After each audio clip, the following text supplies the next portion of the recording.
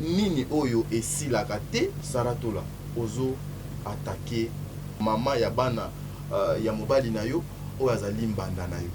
Ato babanda olo bakedie kwa za irresponsable pona ba vidéo yi asalaka na réseaux sociaux. Eza faux. Yo so imaginer que masolo apoto eza masolo ya Olympia. Ndama mbongo je kwa zaka na ngona poto. Apesa bala ya na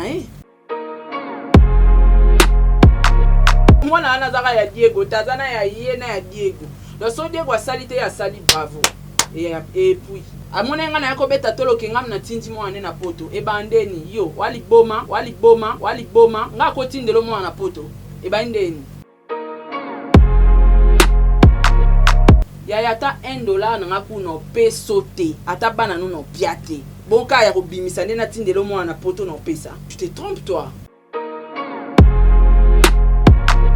Je vous confirme, Diego Aza irresponsable. Ce qui Diego Aza irresponsable Aza charge à banate. Kebino besoin de charge. A boko la banate. Diego il fit clando. Avant ma pote na Natacha, a clando na ndaka Natacha. Elle boni ya malonga tikina Natacha. Télévision à 2 pouces.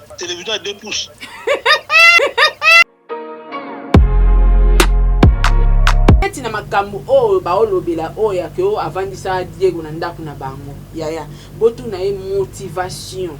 Quelle était cette motivation ya kozwa mobali okoteti na ndako na bino akoma kovanda? Motivation ana ndezo bomamboka siko soki Saratola Diego bango tu va continuer ngala ko porter bango plainte parce que yo opo te yo ayo na benge yo makasi parce que yo wali boma onzo tangate wana poto monzo tangate na subasmani ni preuve ni yo mema ke porter nga plainte tazoba o wali boma na mutuno kizenga mwana bino nda uta bandundu ngam na fungola kai makolo na kote bana wana ba insensé bana ba batard wana botaki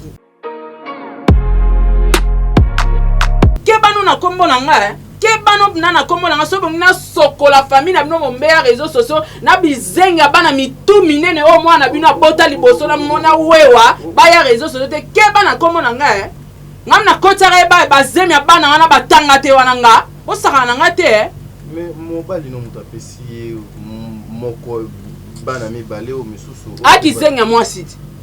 akizenga mwasi ofongwa makolo ka papa ba fongwa makolo fota mobali ni obota ne bana so moni ke mobali obota ne bana za incapable s'il te plaît ayeba ke Diego za incapable tozo na concept wana po yem tavanti Diego na ndaku na bango c'est que ba soulier bana mibale wana na ndaku na bango bolola mwasi na ndaku ya yo moko na ba parents na mobali azo ko lala na ndaku ya ba parents no soba.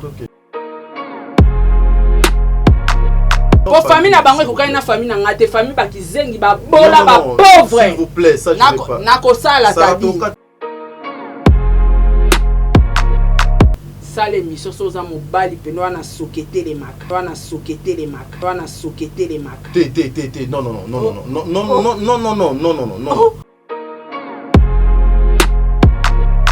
Diego Aza irresponsable. Je suis d'accord avec toi. Akosungaka na epeti. Poneti ngaka munaza wana ata $1 eza peti. Yaya kado ba pesi o ya bana bundana na bango so ba bongili ya mbongo. Soki pe soki nini zwa. Là tu parles à la place de Papa Diego. Na lobby.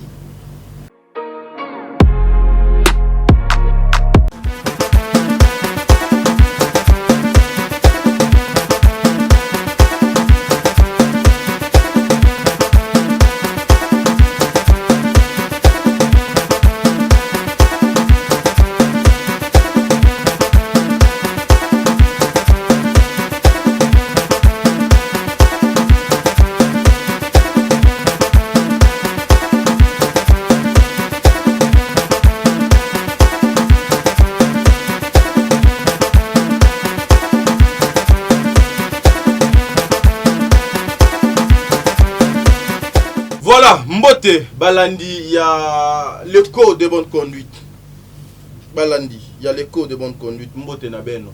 Na pesi bino Mbote, na kombo ya Nzakomba. Nzambe azala na bino, lelo mokolo mususu ya sika. Mposo ela muna banda kuna bino, vous êtes des nobles.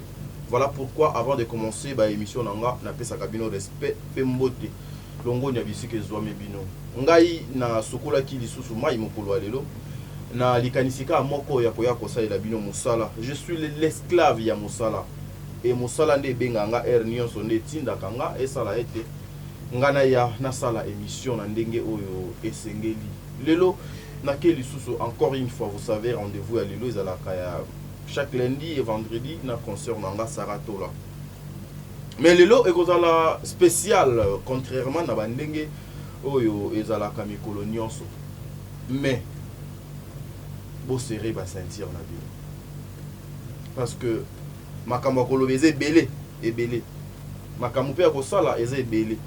Pour le respect que moi personnellement je dois na ba nyonso bo landa kangai na kosenga na bon de livre afungola nanu plateau oyo pas mona pour que ba comprendre que tozali na Saratola to luka moyen que to pesa ye maloba to luka moyen to pesa ye mbote bande ko ba comprendre que awa nde to lito banda musala na biso Sara mbote tadi mbote pe na bande nyonso ba olanda biso ba bon début de la semaine na bango.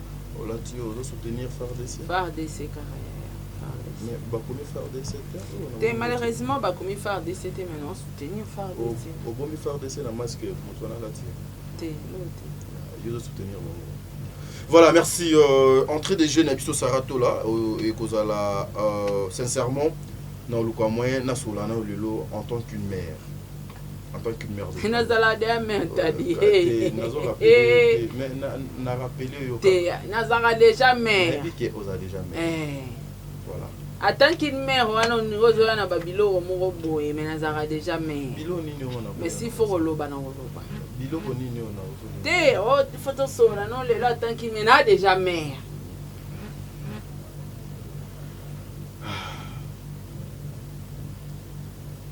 Bon. Sala mokata pour naza choix te fona sala musala nanga pour nazala au milieu du village. Voilà, musala oyo na sala kango pour na bino musala oyo toyaka awa justement pour vous informer. Sara internet eza koningana, internet ezo bouger. Internet ezo bouger, internet mambo ebele kombo ya Saratola. Aujourd'hui, attention bateau et comme vers yo parce que RP ezalaki makambo ya Karim Mokonzi. Pour na makambo ya ba baby nini comment on est dans la baby na éviter olobi bien to lobela siko Saratola kasi zelana papa kozong sanga na le passé te ngana ozong so na passé te ede ngai na ebi ngote ngana na sala ngote bon délivre lobi voilà batu kuna ndako bazongisi to sala ki pe ba émission ou apporter qui peut un plus na yo par rapport ya sujet wana kasi ngape na ko apporter un plus na makambo nga die bon makambo ngo eleki mon PPP le ko nzama zaka roulage ndenge yo lobaki abalusi pe ventilateur na ngamu nanga na ko nokanga matoi te nokanga pe monoko te na ko ya pona sola na yo boni nini oyo esilaka te à tout moment Saratola ozo attaquer mwasi oyo azalaki mwasi ya mobali na yo mama ya bana ya mobali na yo oyo azali mbanda na yo tadio tuninga question bien yango moni na sepeli une émission moko héritier basali na Virginie Manganga tango bengisi mutu na plateau na yo tiozoya na ba question est-ce que vérifier au moni que Sarah atakaki ye yango vérifier nazokenda yo na audio tchelanga preuve nazokenda na yo na audio parce que aujourd'hui je vous signale que la famille Yande Konanga Natacha babe ba contactaki nga déjà lobi na butu bazo sala droit de réponse na bango. C'est pour vous dire que moi je suis naître nazali nanga wana au milieu du village nazo zelabino papa nga nazo zelabino boya bo sala droit de réponse na bino. Mais au moins dans ma message au tindela kinga oyepsa kingai yebisa Sarah informer Sarah so salina ye émission. Papa, je respecte Bamaloba Nabino, Naza Awana Sarah. Mais non, c'est la droit de réponse Nabino. Pour la kisa yo était yo muto banda ki mabe. Papa wana atinde la kinga audio oyo et sali était. Ndeko Natacha azwa kanda ya koleka na ba etando ike. Suivez attentivement. Maman bana Diego nenga sala ba émission na bana ni mibale wana mwana moko ya mwasi ana France. Est-ce que mukile yebi yango boke luka iti boke luka Natasha awe Sabino atika na mwana wa mukile wa mwasi ya mukolo ana France. Boke luka ebo sa ne be mission Zela ezo continue ko apprécier tête aux awat. Beaucoup te aza mwana moko.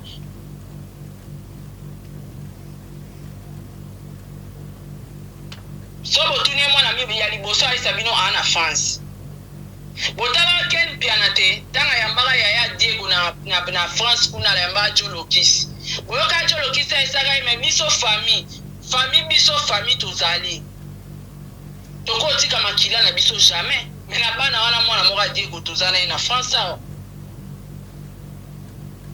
Anta taya sa sala be mission lokuta abebisa identité na réputation ya papa bana yi. Mais yango tepe. Non, comprenez. Ici à Bouya Bananaï. Moi, je suis en France. En tout cas, moi, je suis en France.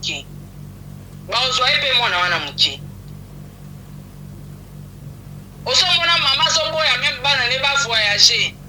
Au sommet, bana so bakeba obosa nanga. Au sommet, on muki wana pe ba ozwaye kaka.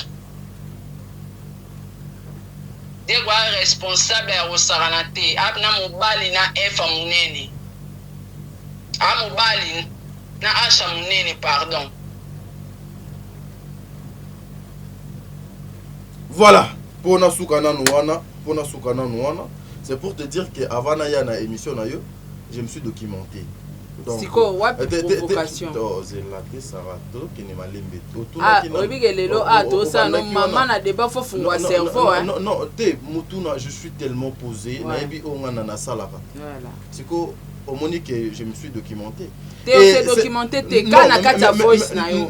Banda opesa nga ba piste à provocation. Non ici déjà ceux qui yo olekaka te oloba ete mwana moi sur na makambo aloba kezala ka ya lokuta.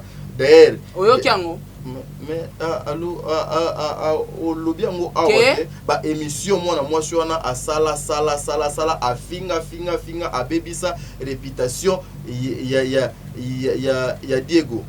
Yo ont prouvé que Diego Azali est responsable. C'est ce qui a poussé à cette femme là de passer pour n'envoyer sa mokili que non, il n'est pas responsable. Voilà, c'est là où tout nyon so donc ke bandi wana.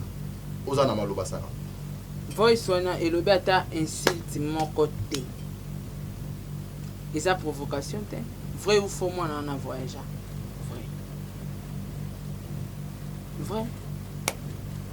Vrai ou faux bana besoin apesa moi na ya mibale. Vrai. Yo kam to kendo yamba mama Yvette. Vrai ou faux que Joe le pousse le kaka salara émission que bango batika makila na bango te bazana moi na moko kuna na France. Vrai. Wapisco provocation à place. Est-ce que c'était important dans C'était important dans Tawana émission. C'était important.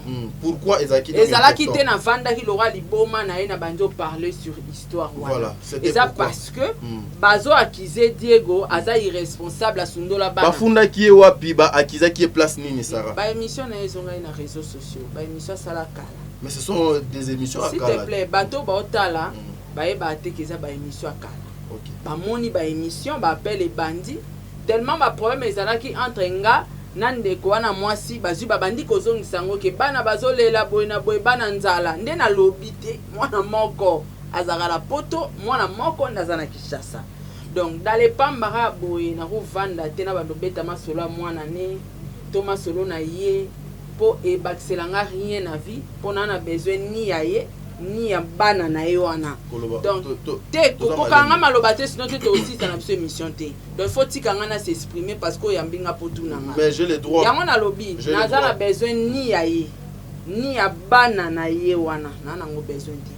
Donc ngana yaki o répondre par rapport ya Diego nde bazo insulter ye aza irresponsable ngamo naza preuve à liboso. Ngam tuna komisa bana na école ngam na koma ba komba bana na kae ngam na futa minerval. Donc tant que baolo banaye kaza irresponsable place on naza témoin de naza boé na on dit maté balo ba bongo ndenge moko mama Yvette a contacté ki yo tant que ba benga famille ya Diego kesungaka te yaza témoin po ye muta pesa mwana mwasi wana mbongo bana yango abengaki yo po aleka loba. Donc yango nga pe na bakinga na ondima baloba Diego irresponsable te parce que moi-même je vécu ça nga moko na mona yango yango te yango na banda loba ke Diego aza irresponsable te parce que asala tout mwana na ye moko aza na poto ya tikadika na mwana moko ba émission bozota les amambakala parce que azaka na mwana moko ka ya Diego na maboko et puis mwana ana bazwaka ya en charge na mama Yvette oyo yamba elobi siko wapi provocation to soit ba intention na bango ndezaki mabe et après avoir causé na ba intention mabe ndesa ngani ngana na tina bana nena ok na bango wapi baba na mobali na na tina na bango te le sang ya mobali papa naza na tina na bango te. C'est pas bien ça. Mais je te dis vrai. Nana tina na bangote. Bana bazanga éducation ndengwana nana tina na bangote. Nana na lota même pas que ngana kezwa bana ne wana na sangisa na bana ngana bokola. Donc il faut bosana. Et puis na calculer yete. Na okene wa. Batu bazolo ba ke. Tadi est-ce ngap nana te ki bombanda te po yemo alobi yango na émission to sani ki bombanda te alobi yango. Bien ka po alobi yango. Kazambanda na ngate to sala na bombanda te to ebana ngate. C'est ça. Siko soki ki bombanda ezala te to ebana te nini te. Fona zali boma ki na vanda na bando calculer mutuka dali panga bino. Est-ce ngai banda ya sala ba émission na nyoso so monanga na vandi na yo répondre na sala ngote. Na lobby parce que likamoko esongi na réseaux sociaux o ya sala be yango na ki juste ko éclaircir yango. C'était ça que be mission bo mon eza lukuta, eza be mission akala. Parmi bana wana mwana moko azala suna Kinshasa te. Ko ufo. Ezala Diego mutamisa mbongo. Ezala ye famille mutamisa mbongo yanga nini. Nana tina ya bana na ye wana te nazo bandela. Na ye mutabimisaki. Na Diego mutabimisaki te abimisaki je m'en fous. Ya important ce sont mes enfants onga na bango na ndako. Donc etalinga te. Des RPO au Fandi parce que autre qui est malé mais parce que s'il y a la famille dedans, il y a aussi ton mari dedans. Je suis tout à fait d'accord avec yo erolobi était et salinga passé. Na sepela ki na ngote parce que bazo finga mobali nanga irresponsable. Koza mafinga e uti wapi? Na imba émission ya sala yango nazonga ki na référence ya makamna ye. Voilà. Olobi ba toucher na mobali nanga ité lokola yo pozali une femme publique, influenceuse olobi té je dois défendre mon nom. Donc côté qu'on a peut-être na koki ko comprendre yo. Mais yo en tant qu'une mère Sarah. Naza mère pour na ba nanga. Tu pouvais pas prendre cette affaire. En tout cas les lots supporter. Tu pouvais pas prendre ça et gérer ça autrement Sarah. Gérer comme quoi? So na ngana lobane mabe yo ebiki ngana malbouche makasi. So na ngana loba mabe na ngana finga moi mwasi wana. Na fingi eti. Na répondre pour tout bateau ba ofinga Diego bino. Bino ba ofinga Diego irresponsable. Bandela bango so ata voice yango. Diego aza irresponsable te. Ngana Diego tokenda osenge bana kimisa mwana. Akimisa bana. Bokenda katie pa na ye. Akimisa bana. Aboya na mutema moko yeba ko boko ele bana nete ya boko la bana na ye. Compromis asuka tozwaka yango to andima ba. Tala kutu tolingi to komisa bana ne tala zoba ya mwasi oyo. Donc bana ne tolingi to komisa bango na Sévigné place bana nga batangaka. Aboyi habite bana ba otangaka pembe na ndaku na esko tunanga ekolo yake da komisa. Ebike toko oketi kuna. To ça l'émission. Te tadi. Toko oketi kuna. O mana li to kendele o. To oketi kuna. Ponga na ngana tina te. Bano yazo sambusa. Azo banaliser bango na yanga te. Bana nga baza bien éduqué. Bana ni moko. Yanga te. Toko kende kuna na école wana. Tozo ba preuve. Directeur wana za envie akufite. Otuna e papa yebi mama o na yebi la kisabiso na bakaye na otala signature a muto a signa na kuna na école wana ya bana wana. C'est moi. Tozara na papa bango. Ba uniforme moi na wana lata c'est moi. Basket, bakaye, basak, c'est moi. Tozoki otala moi na école. Sko ke na bakimbangu na bakati kuna no poko ma place bango ba futela kawana. Il faut tika mutu kana prince. Tokota tina bakati pona ki hôtel école ndeko abi loka mama bango azolinga te to simplifier makambo na bana bafanda ba chômer to sani to komisa bango na ekolo ya papa ye moko aloba ete lokola mama ko aboyi na eti bongo papa muta boyi na ba ya lokanga muta yo senga nga bana na bo bongo bo sandeni muta bo pesa bana tobi te to se soumettre na ba ordre na loka boyi pe batanga ekole mona bana nga bacha bango na ekole mama bango alingi de to kinda ko komisa. Après quelque temps tozonga boto ki etala bana so babanda classe te oh bana babanda non classe te oh mais tu foutais minerval to pesa ina mbonga uniforme oh die kwa benge sur place oh ba si sinon kotonga ba uniforme te mais babi bana bazoya ata ba uniforme ba si sotonga te bana ba ya classe na bilama ndako ozo comprendre siko nyonso wana nga mona viva na misu na nga e bon ndeni na ki ondima kede waza irresponsable non ndima ngote. Donc il faut ngana banda de ko ebisa yé na kolo bana bato babanda lo bakedie kwaza irresponsable pour na ba vidéo ya salaka na réseaux sociaux et ça faux ya on a baki pour preuve bana wana ozo karana ba olexa na émission na minute au moins kwaza na poto donc émission wana ezo lekeza ya kala c'était ça. Est-ce que yo ofanda na mobali na yo osolo la abetelo déjà que moi na poto yimto tinda ye ou pas contribuer parce que masolo a poto eza elote na répondre omba moko. Allons-y. Masolo a poto eza kutu ngano na yete ngano na Diego to ebani te. Parce que yo so imaginer que masolo a poto eza masolo ya Olympia. Ah OK. À l'époque. Oui. Akutana na mobala ya na kuna na France. Que non il faut pesa mbongo boye pona mwana to ya na ye to banda ba démarche bona boye ndama mbongo te kwa zaka na una poto apesa ye ya mobala ya na po ba banda ba démarche mwana ya siko so basali ba démarche esimbi mwana kei gloire à Dieu bango pe ba na intérêt ya osunga mwana wana Diego pe comme papa na ya ça pe intérêt ya osunga po mwana wana zaka ya Diego tazana ya ye na ya Diego le so Diego asali te ya sali bravo. Et puis amona nga na yako beta tolo ke ngam na tindi mwana na poto e bandeni yo wali boma nga ko tindelo mwana na poto e bandeni amona nga na chekiti na nga na bi mwana Diego wana kenga mutu na tindi e provocation yango wana provocation za la so na vande na bi moni mwana nanda ke poto ngam na tindi to moni mwana nanda ke poto Diego mtabimisi mbongo siko mtatindi non na rubai tout court. Mwana wana parmi bango moko ana poto. Ya provocation place. Ya yata $1 na kuno peso te. Ata bana no piate. Bonka ya kobimisa na tindelo mwana poto no pesa. Tu te trompes toi.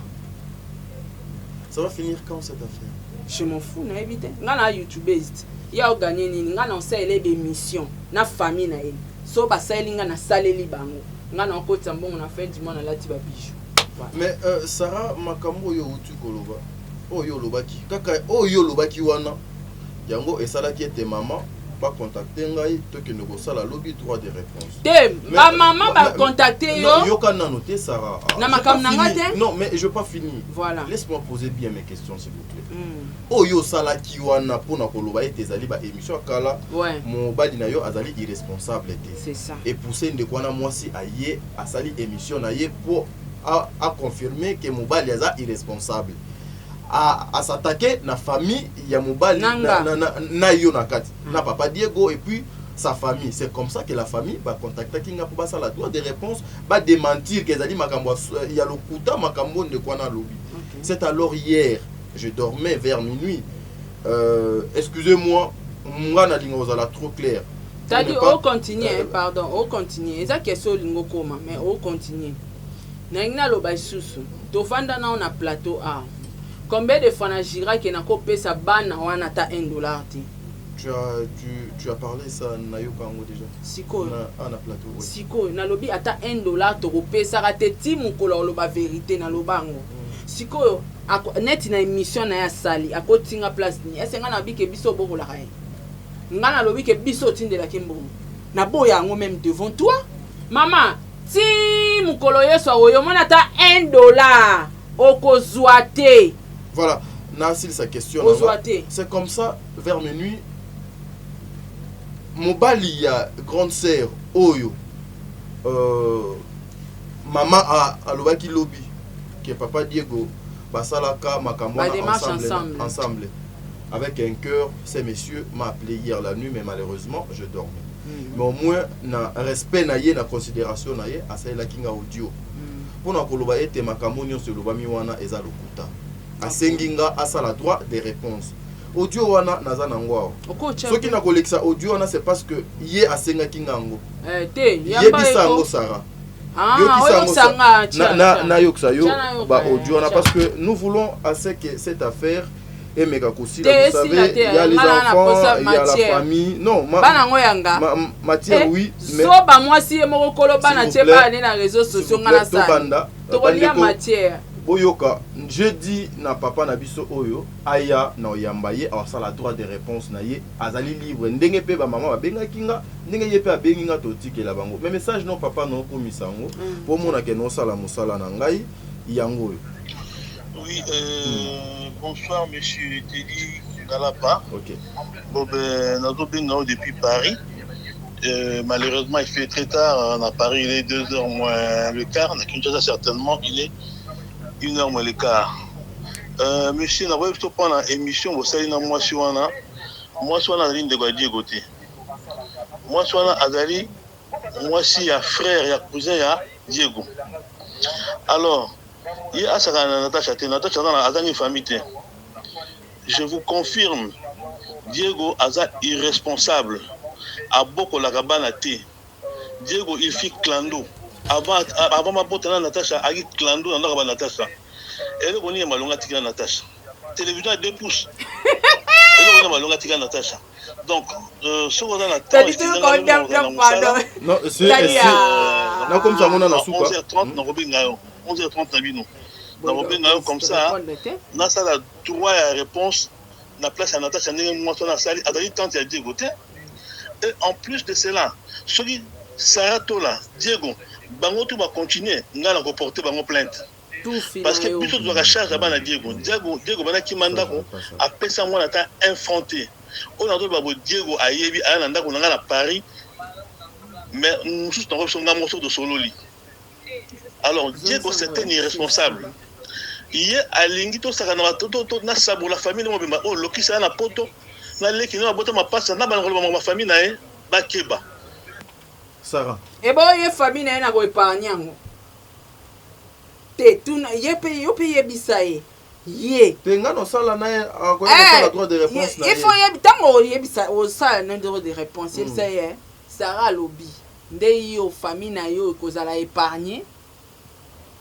Mais au monite que makambo papa lobby. Zonga skoto kenda na oyo ndeko Natacha lobaki ezaka ndenge moko papa digo. Oui, bonsoir monsieur Teddy Galapa. Bon ben nous sommes depuis Paris. Malheureusement, il fait très tard. À Paris, il est 2h moins le quart. À Kinshasa, certainement, il est quart. Monsieur, nous avons prendre l'émission. Vous savez, moi, je suis en ligne de Guadi Goté. Moi, je suis en Azali. Moi, si il y a frère, il y a cousin, il y a Diego. Alors, il y a... Bon, net a ninga lobby a. Peut-être ça na informé, mais t'as dit au que nga na bando boule munga bi emsu batu barana sima moi soyo pour détruire Diego parce que yé moi sango ndira za insensé.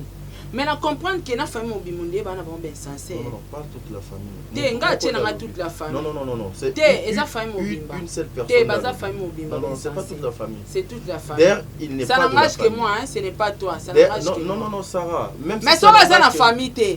Si azu audace, ya obenga yo parce que azade na kati ya famille. Ça n'engage que vous, oui. Ça n'engage que moi baza famille. Moi ozo lobande na plateau nanga. Mais ça n'engage que ngape lora na plateau on a droit ya s'exprimer na lingi po ya mbenga pona loba. Donc ça n'engage que moi ba famille ya ba insensé. Maman Yvette. Aza moi si ya grand frère ya ba Diego ya na banga liboso. Et pas maman na bango. Moi ya na banga liboso ye wana papa sele. Yenda tikala lokola papa na bango. Moi si na ya koma lokola maman na bango. Ye mutaki para makambo ya famille, voire même na dibala po papa Diego maman Diego bakufa. Bato basimba ibiso. bango mibale bango nde bazali lokola barepresentant papa na mama malgré bagrand frère na bango mosusu bazalaki mais bango mibale bato bazalaki lokola bapapa na mama ozo comprendre donc omonake mutu mayele mpe ezaka mokie koloba ke yaya ya mutu okomisi ye nanu cousin ye moko mama Yvette oloba yoka ete abai naza mwasi ya papa Sele naza yaya ya Diego naza mama ya Diego ndenge moko atangi na ya ndeko wana mwasi ndenge moko alobaki ozo comprendre déjà awa na ye ko expliquer ndenge olobi wana kabio aza ndeko ya Diego te wana déjà yaya obeti na libanda na comprendre kaka famille bien sensée pe bokolela mais sincèrement Sarah nazo comprendre te bozolinga bosala biso nini ngana oluka matière fin du mois non nga na osala ngo pona fin du mois te ngani matière papa tokabola émission moi matière tard à Paris il est 2h moins le quart na Kinshasa certainement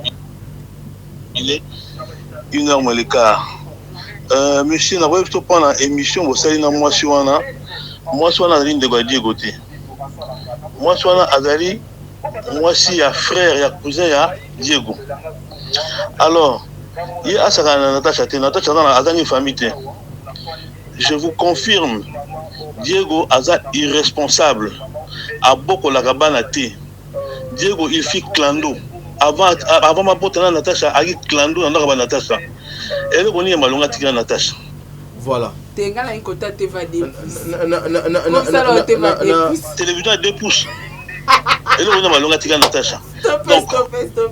Mais Sarah, est-ce que beaucoup qui posent la même attente à monter maman monter non s'il vous plaît Natacha azwa papa Diego a pas dit ça nanda ba pièce ba preuve t'as dit un grand journaliste au moins les réseaux sociaux so ba elio dossier sans preuve ne diffuse pas ko insister na ngote ko confirmer te asa libre aya sa no émission apeso quelques preuves oezola kisaki Diego afandaka oyebi na réseaux sociaux tout est capable mutu musupa ko obima lobi akosike Sarah fanda pe na ndaku nanga pesa biso ba preuve tant mutu afanda na ndaku no preuve ata moko yate soki Natacha afanda na ndaku soki Diego afanda na ndaku na bango apia biso ka ba preuve so pa vandaka c'est que moi si akakaka muzikana faute à nani et la famille plaira yoka tadi te va dépouser zalaka ata yo moko tadi yo mozo mo ateke famille ba be censé payer tadi te va non mais c'est la zéro pas ça qui peut-être faire le 14 pouces comment nende na bosani yaya papa te va dépouser ezalaka lobaka sata ezaki 14 pouces te par hasard peut-être 14 pouces akobo sana et puis kuna zaki 2h du matin mais kasi so 14 pouces ba moyen ya Diego Tom so ezaki ateva 14 pouces lelo ngana na 75 pouces na ndako ya Samsung ozo comprendre ezo ya via moto te ngape Samsung na batan wana o bango ba bateva ba 14 pouces Samsung na batana na zola na 17e rue batan est-ce que ça sonne selon ye amoni ngo humiliation so Diego avandaka na ndaku na bango na ndaku ya mama blé na suki loka mutu bapesi erola mowei tadi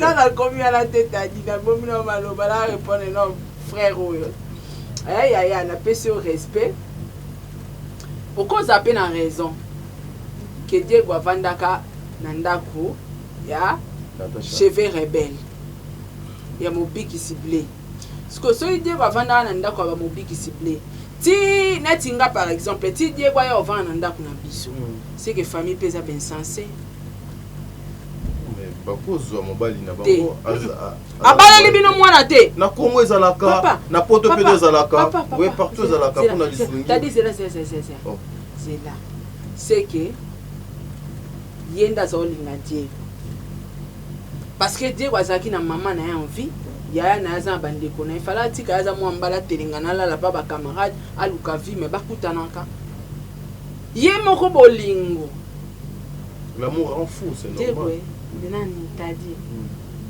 mais ya passe kozara mbali wa Diego ngana comprendre T'as dit. Est-ce que on continuer? On continue non, t'es ma cambrisa qui toko awako.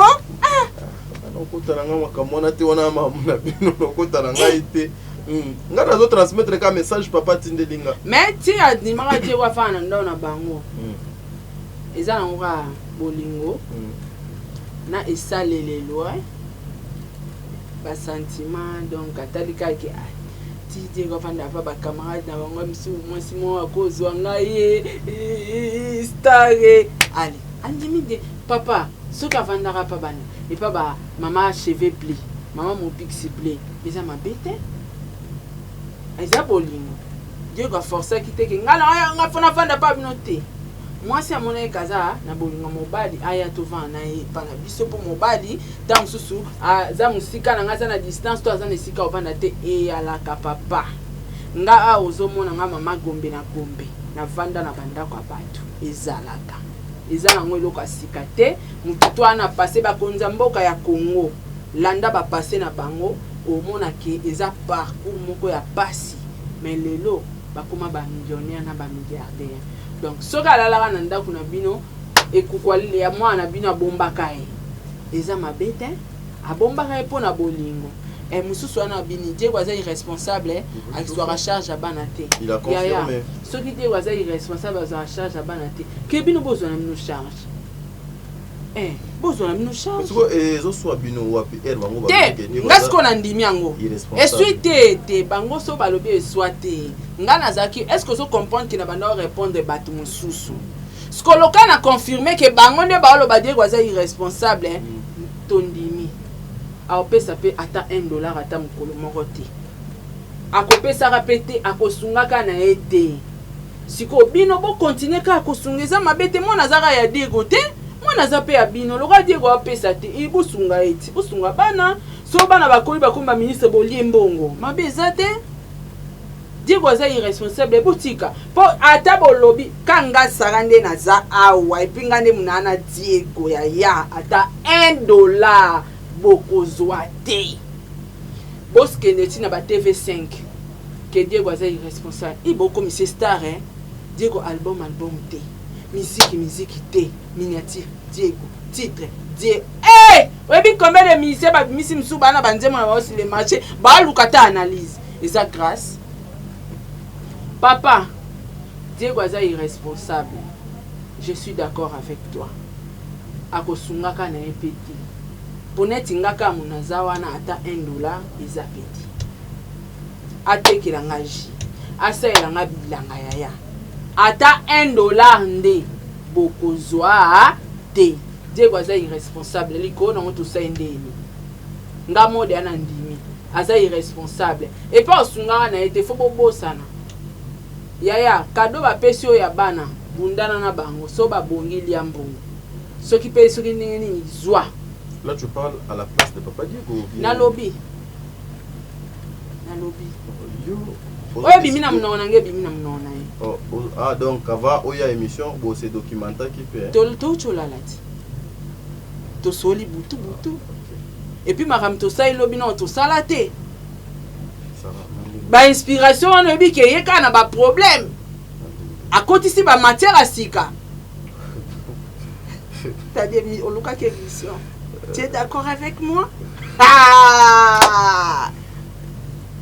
Cheveux bleus, vous aurez raté. Tu es rassis qui compte. On va t'as dit, on a commenté, t'as dit. Et là, ils ont mamboka. Nazande na posa okoma kuna te. Et là, ils ont mamboka. Irresponsable ou pas? Famille appelée, famille ben instancée, bah ouais, belo moi na regretté. Tout na bango tout na moi si wana luka yo yambeko. Motivation, il faut tout na te papa yaza innocent na famille. Yazo lo ba yene ngaza boye, ana raison yo ça l'émission parce que yé muta comme si moi na mboka o aza. Aza na éclaircissement msuta mso peso na ba preuve peut-être. Mais ce qu'on net na makambo o ba olobela o ya ke o avandisa Diego na ndako na bango. Yaya, botu na motivation. Quelle était cette motivation? Ya kozwa mobali okoteti na ndaku na bino akoma kovanda. Motivation wana ndezo bomamboka siko. Yaya matière asike koti. Comment on a WhatsApp. Voilà, tu continues audio parce que c'est un message très important. Pour oyebi sa papa wana ke bosala bémission tina TV5. O asala ondeza muki. Bo luka ba chaîne minini bosala bémission Diego irresponsable. Bosa ta marche te. Marche simba te. Bosa ta marche. Diego irresponsable, Diego irresponsable. Bosala ta marche. Muki mobimbe yebi ke Diego aza irresponsable. Esko tata liko na moto sendeni. Mama cheveux bleu liko na ngona la kana Diego na lamka na Diego poyo ezande koto anato ezo bomonde liko na ngona la kana ye na lamka na ye siko famille a ben sensé Diego irresponsable to sene ni bozo charge abana bino Diego achaki ye pa chaki basangisaki ba boti bana loka yazo pesa te bino bosala voilà to évoluer ce qu'on a temps excusez-moi le nom dans la musala na robe ngalo à 11h30 na robe ngayo 11h30 na bino na robe ngayo comme ça na sala droit à réponse na place à Natacha ndenge moi na sali adali tant ya Diego te et en plus de cela celui Sarato là Diego bango tout va continuer ngala ko porter bango plainte parce que biso doit charge à bana Diego papa vous êtes insensé yo opo te yo ayo na benge yo makasi parce que yo waliboma onzo tangate wana poto monzo tangate na subasmani ni preuve ni yo mema ke porter nga plainte tazoba zoba o ba moyeza ebele anelote alongwa ndeko na tala soyo kete ngana otinda bato ba ke filmer na isika vandaka. C'est la vie. C'est la vie. Mais bon wana oyo ngo porter plainte. Longola bolongwa mwana bino na pasi na minyoko na babilo ke kuba zo chaba tuna mitu na pasi azotambo wana ngona nzoto wana na kimobola aza nango zwambo mwana sungai. Akangsanga ebinga. Na preuve ni na subasmani. Wali boma na mutuno kizenga mwana bino nda uta bandundu ngam na fungola kai makolo na kote bana wana ba insensé bana ba bata wana botaki malembe ça et puis côté ya bandundu on a titre mo chaki na dako na besoin na keba o retirer moi taba o malembe ça malembe OK malembe te malembe ça ba on ka taba bilona banga ça été ba sala ne choquenga sko ta place na memi bango bo sala bémission bo futa tina TV5 boza non ça binobo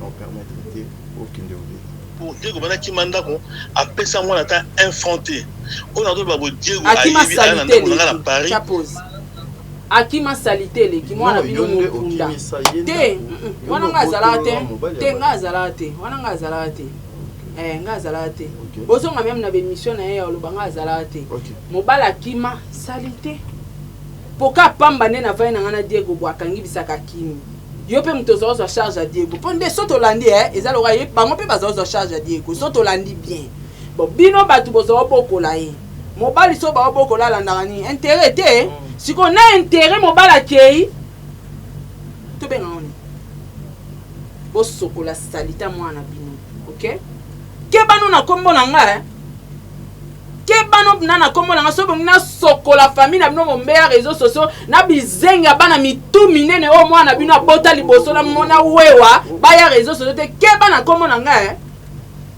ngam na kotara ba zemi bana wana batanga te wana nga osaka na nga te mais mobali no mutapesi moko bana mibale o misusu akizenga mwasiti akizenga mwasi ofongwa makolo ka papa ba fongwa makolo fota mobali ni obota ne bana so monike mobali obota ne bana za incapable s'il te plaît ayeba ke Diego est incapable tozo na concept wana po yem tavanti Diego na ndaku na bango c'est que ba soulier bana mibale wana na ndaku na bango bolola mwasi na ndaku ya yo moko na ba parents na mobali azo ko lala na ndaku ya ba parents no soba na okende wana toke na concept wana yem ta confirmer biso leo pe na ndimi boka ya lobi yango ke Diego afana na confirmer te oh alobi vérité yo bo la vérité au point ni on ngapeta msuna ebete Diego bomba kitika ngo ebima loka soki yem Diego akenda ko soule bana na mbaye na ndaku na bino moite na yo famille na bino nyesu bo ba kizengi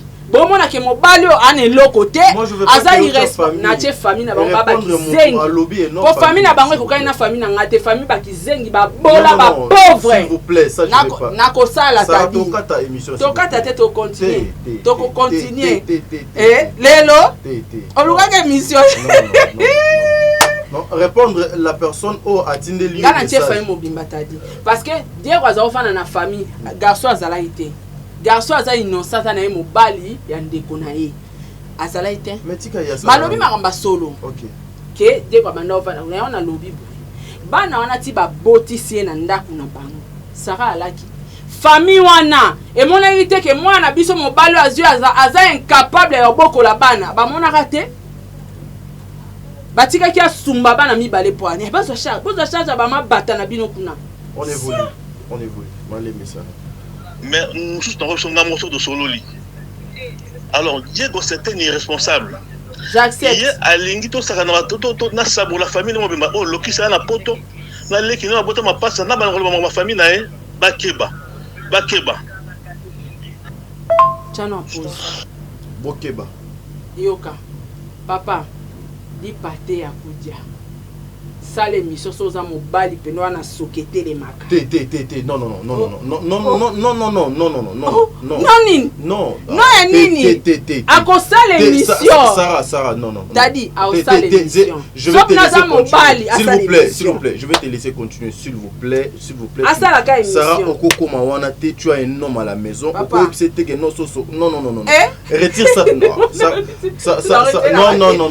non émission ko katalela awa bato bayoki des voici Sarah s'il vous plaît nous avons des choses Sarah s'il te plaît Sarah s'il te plaît yo okosala émission Sarah s'il te plaît nous avons des choses importantes sa famille mobimba ba Diego sasa na yo ngana Diego to kabwana te bomengo na nga ekoma ya kizenga mwana bino te famille na nga ekokana na ba insensé ya ba famille na bino te donc sala ta 100 000 émissions bino bo sala bo gagner l'euro tenga pe non sala na gagner na fin du mois je suis d'accord avec toi démarrer famille na bango YouTube Sarah, matière s'il vous plaît moi je suis pas d'accord avec toi au moni dernièrement na kataki émission j'avais reçu trop des appels pour n'envoyer psanga que non je suis complice avec toi pourquoi na kati question yo so attaquer moi yo so complice c'est que non laisse-moi Sarah s'il te plaît tant yo soli na bango yo so complice nanga s'il vous plaît Sarah s'il vous plaît o c'est l'émission na s'il vous plaît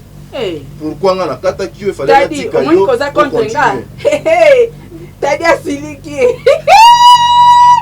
maman babone ba la raison Sarah ke bala tadi non s'il vous plaît bango bakoza moi je fais mon travail sala kasite non s'il vous plaît nga sala musala te pour nga sepel ça tadi ni ata ba voice to le non d'abord tu vas retirer ça parce que maman tu as un homme à la maison papa awa moi na minute on na vandia na zasko folie ya YouTube na zongi na pona nga ya Sarah ya mono sala mais qui peut Sarah pe on a émission tu me dois du respect je te respecte quand même Sarah bon pona yo ka pata dino lo basuba ba mo ya sexe mais pona wana ça va ben sensé na ko retirer te Sarah na promettre yo ne non ça te pona yo ba mo ya ba sexe na lo basute pona respect na tu es mon frère merci on évolue merci papa message est commis.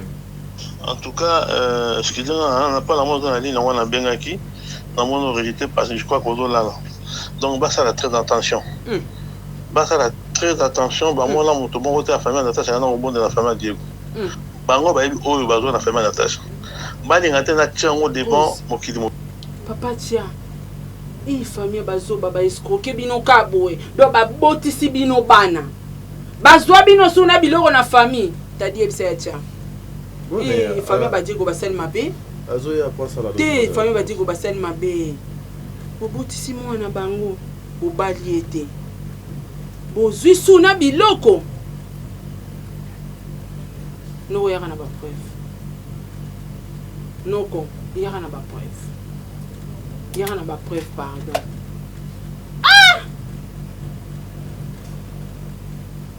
Alpha c'est émission nani tadi. Ouais, il m'a dit ça.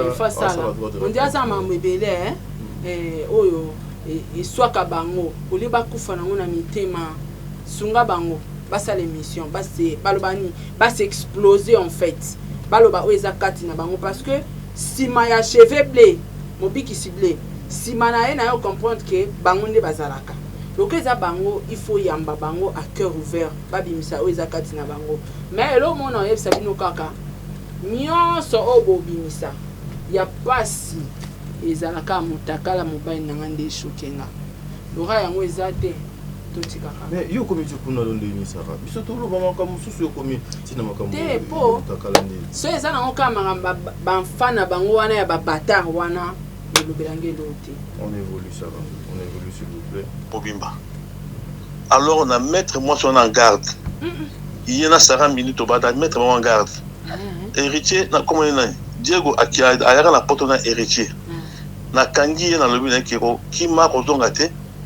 alobi na ngai ke akozonga parce que o héritier sala pona ye akosa héritier mabete yande boya da famille surtout que la poto banga bakimisa Diego na Olympia moni ke mamu na youtube so na kina raison ke bango mbale bakutana na voyage Olympia nga nazalate ya makambo Olympia nga nazalate donc tant bakutana na Olympia ninga zo episo ke kimi héritier Diego episo ako kimi héritier te po héritier sala mingi na vie na ye babola moza voilà ce qu'on ga sara nazala na ngana te andiba ko sala héritier mabete na poto na poto mais aye pekisha ça aye na pekisha ça mais kolongwa na eza destin parce que so alinga sala héritier mabanga kimi na poto azongi na ekisha ça vous comprendre na sepeli na vérité papa vous comprendre donc babetama solo ya voyage ya mwana wana awa na Olympia Sarah solo comme héritier te Sarah solo ya Diego te na sala na ngate na yebi na mama na bango te parce que tant papa oyo ya instance azo mettre Sarah en garde à mettre maman Yvette en garde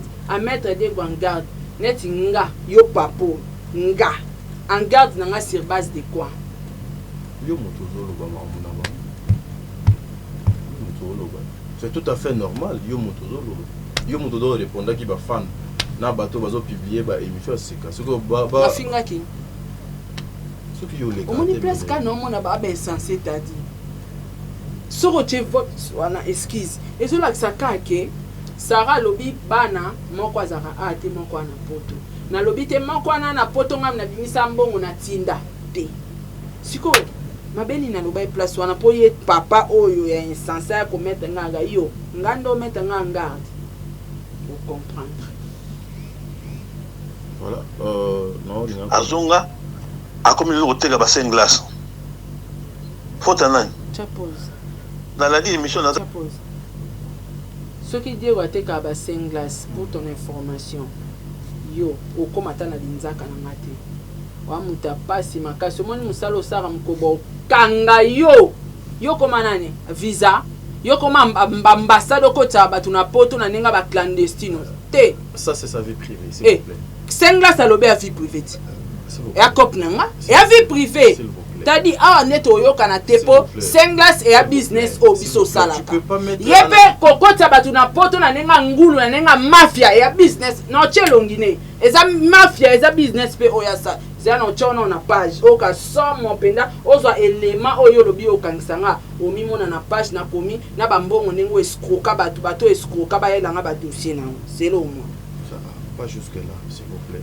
tango pas jusque là tote kaka nikona ngo bolongola mwana bino na kimubola OK basenga swane ko tambongo ebele oyo nyoko amela ngo na escroquerie poko tsabat na nzela poto keba ça là qui et pas dans laquelle Diego Mabé tazoba o donc moi je le mets et pas dans laquelle Diego Mabé alobine bien zela na bandela audio a comme le tega ba sen glace fota nani dans la émission Nata Salaki et pas dans laquelle Diego Mabé. Bon, poto qui est bien faux, tu as parti. Donc moi je le mets en garde. Je le mets en garde. On va continuer. Je vais le mettre aux arrêts. Il y a une histoire de Natacha parce que on sait que Natacha a vécu par ventir la vie on a très bien. Tu as très bien. Si on a besoin on va m'accompagner. C'est une émission en audio. On benga na WhatsApp. On va on le belao. On moi ça on kangambanga na e. Il y a les sapins dans la colonie. Pas dans la bazali à yebi. Et pas faire la raya yebi. To yeba poto sala ngoni bana salite wana abiki insensé oyoki yaka réseaux sociaux okolapo kokima omoni bambongo ya bato escroka ya bavoyage okima yaka ti basundoli bino bana bapesi bino bana kado bobokola o moko botikali na ye wana babi boke otike kuna na famille boke esundole kuna yo moni ngana na ntina babana salite ndenge wana na oke na bango wana nga na bokola bango nosana bango ni boka te na émission na boyaka epo ofandi mpe ovanti munoko noki matoloba yebisa ye mwasi wana ayebi makambo bongo so bavivaka mona bapase pa diego akizengi ti yo omona mobali omona clair te azosanga balalaka ye kasi bozwa bakado abana no na mbali ata $1 eza te ya tika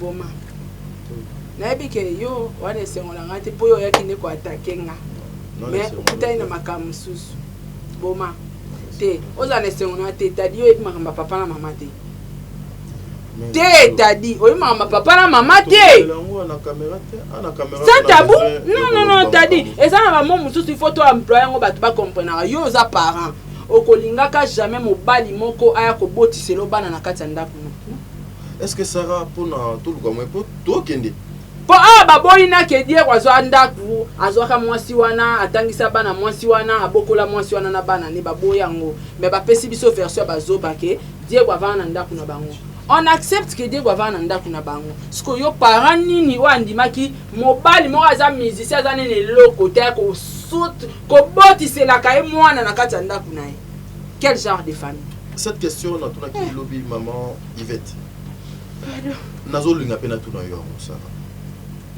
esalemi eleki oui bayoki oui balobi oui est-ce que yo oza maman oza na ndako lelo pona bana na nga bon pona bana na yo ouais. Mais oza lelo na Diego Milito ndako moko est-ce que tu okoki pe kokota na démarche moko te pour que mwana oyo atikali na salaka te ba récupérer na kosalaka te makambo nyonso esi nga na osalaka te famille ya Diego de elobaki bazwa mwana bango kote na nga kutu babosana na kobokola bana ya bafamille bainsensé te nazwa te donc nga na osala te bakende bandeko ya Diego baza kuna bango bati basengi mwana bapesa bango mwana voilà ce qui est très important Diego irresponsable asunga bana te asalaka na ye te bomoni mpe déjà aza irresponsable ntango banda oya olala mwana bino na ndako bomoni mpe kaza irresponsable ayaki na mbongo te bozwi esusu bokotisi ekima yo na ndako ya famille asumbisi mwana bino bana mbaye na ndako ya famille boyeba ye kaza irresponsable bondima ye mwana bino abota poani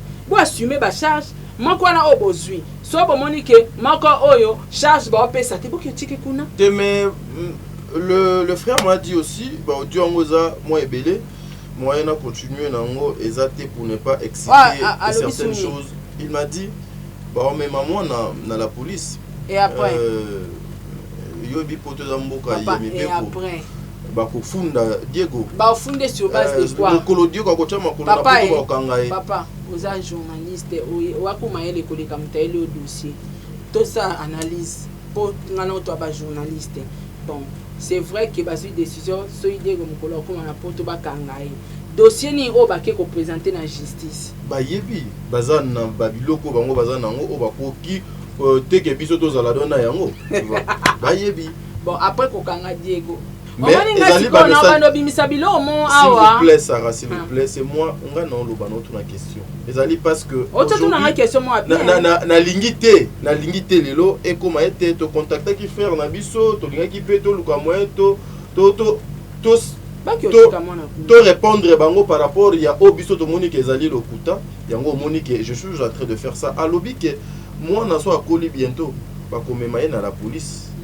Bon mais na la police na poto zali mboka ya mibeko c'est pas na baba na Diego ba ke no funda Diego Diego ko siktika na silisa Sarah mama e makambe baby jour ka na la titena couleur nini jour ka tadi répond à ta ya jour kaka Diego ko chama kone na poto bakokanga Diego naza na audio wana eza na koki pe ko tshela bat mais pour ne pas ko bando chaka kaka ba audio au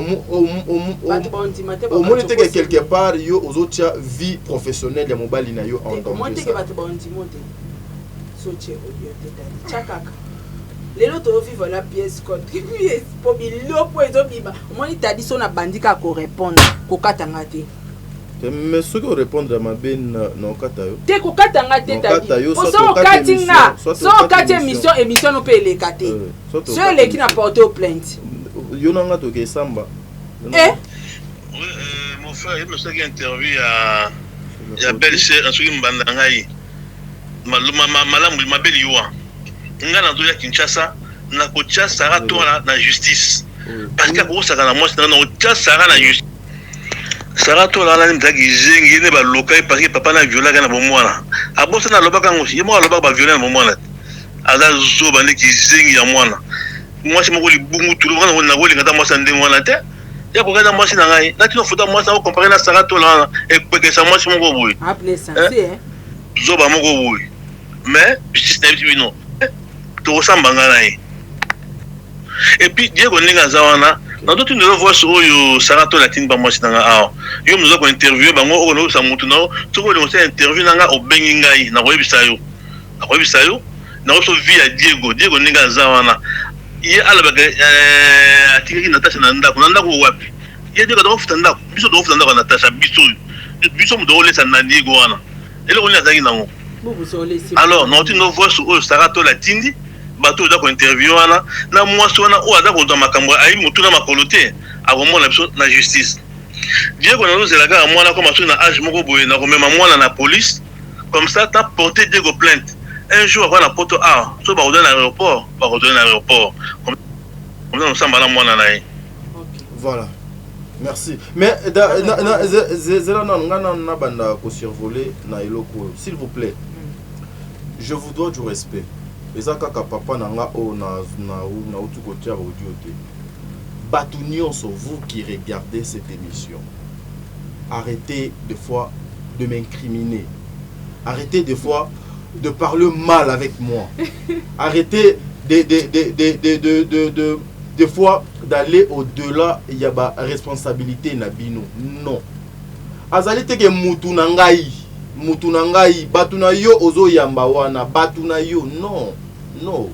Je pense pas que Natacha era qui n'a que ça la émission na frère nanga Jérémy a commis mutu ya Jérémy. Comprenez? Non, nous devons faire tous à la congolais oyote que non babaluka kakosa la politique, il y a diabolisation pour chercher à détruire les autres, non. Yo lobby au royaume la droit de réponse. Je vous attends, venez.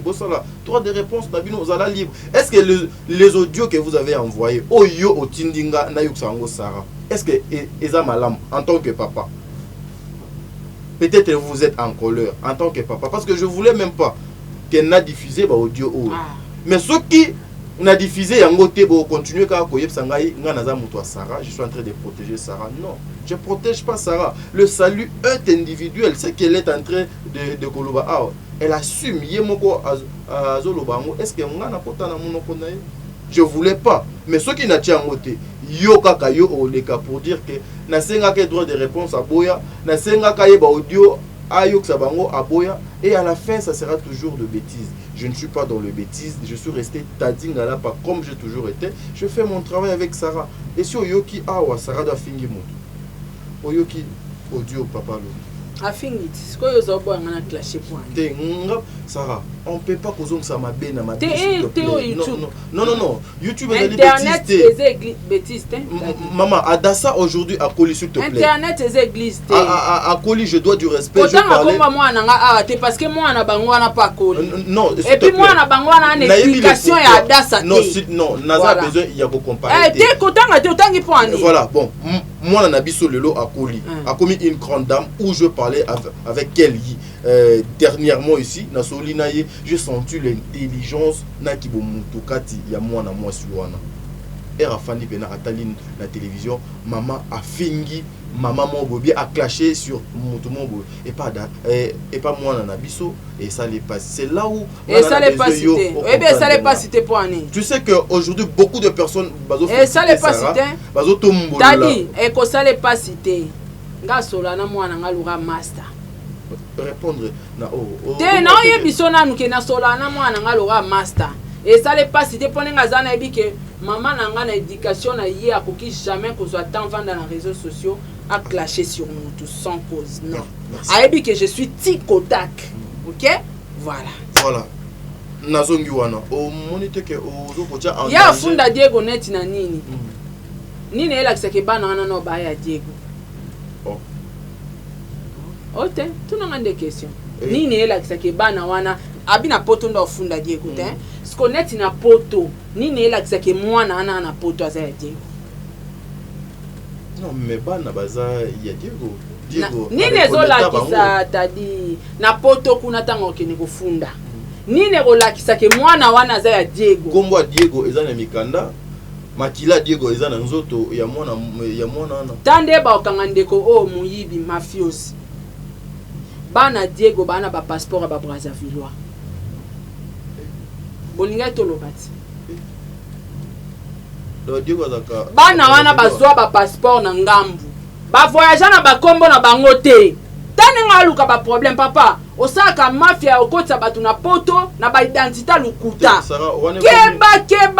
keba plaso ponenga za wana yekuta mutu Diego fa porter plainte poti bana ne ba longwe mwana wana longwe a voyager ke poto na kombo Diego te na passeport Brazzavillois ya eko se justifier na DGM Sarah pardon te yende ba okangi bon délivre tokata émission so pena na ebi non complet na yo c'est là so na ebi non complet na yo oye ba faire a mutoza na été papa so ka ta plainte eza $2000 na ko futelo plainte yo ba ozonde na aéroport yo ye na DGM oya ko se justifier bano yo mema na identité Brazzaville okota poto papa na bango aza en vie ana Kinshasa o expliquer est-ce que y a ça là papa Diego da ya kayeba te kayeba wanga ni awati okomi su papa Diego ayeba te ba wanga ni a déjà Diego ayeba elo te na mamba voyage ba prévisa Kabe mission ba osala balobi ke Diego ayebe lo côté na makamba voyage ba sala ba démarche bango tout Diego irresponsable preuve place moi naza ba éviter moi na pe place aza papa bango ayebite ya solo